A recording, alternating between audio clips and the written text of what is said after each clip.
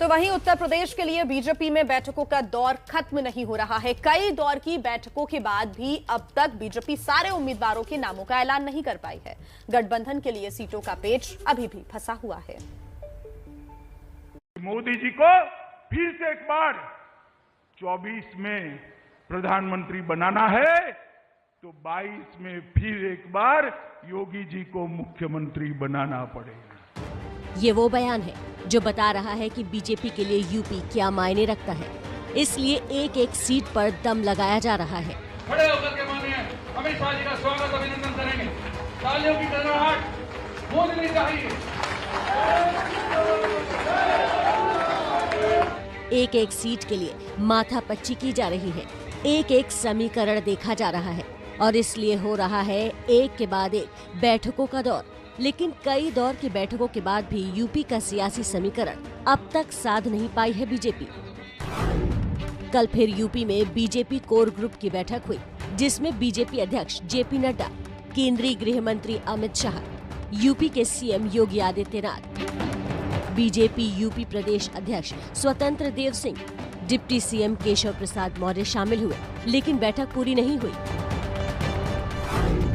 बैठक खत्म होने के बाद भी करीब 2.5 घंटे तक अमित शाह और जेपी नड्डा ने अलग से चर्चा की। सारी माथापच्ची के बाद भी बीजेपी अब तक उम्मीदवारों की 3 लिस्ट जारी कर पाई है।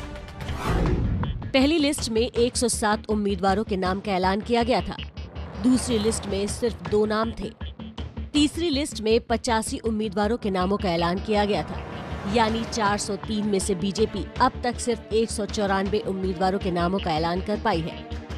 मामला सिर्फ अपने उम्मीदवारों के ऐलान का नहीं है, बल्कि पेच सहयोगी दलों के साथ सीट के बंटवारे पर भी फंसा है।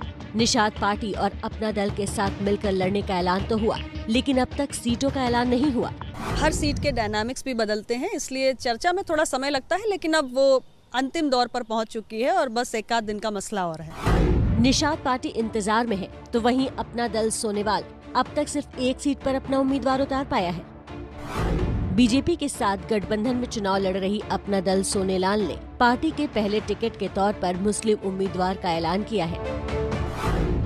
रामपुर की स्वार टांडा सीट से समाजवादी पार्टी के कद्दावर नेता आजम खान के मुकाबले हैदर अली को उतारा है। आज 11 बजे फिर कोर कमेटी एक सीट पर चर्चा करेगी।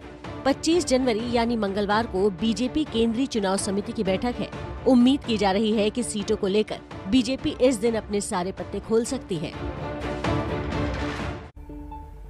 तो सहयोगी दलों के साथ अभी पेच सुलझना बाकी है। कब तक सुलझेगा ये हम आपको, इस पर नजर है, हम आपको बताते रहें।